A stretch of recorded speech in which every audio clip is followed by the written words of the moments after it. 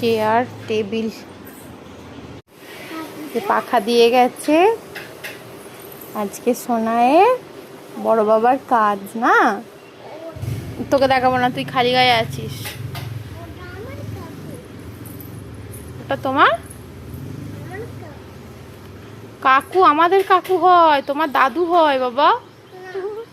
এখানে রান্না হচ্ছে, রান্না হচ্ছে, রান্না হচ্ছে। বেগুন ভাজা হবে, এটা লম্বা লম্বা বেগুন ভাজা। চাটনি হয়ে গেছে, পনির।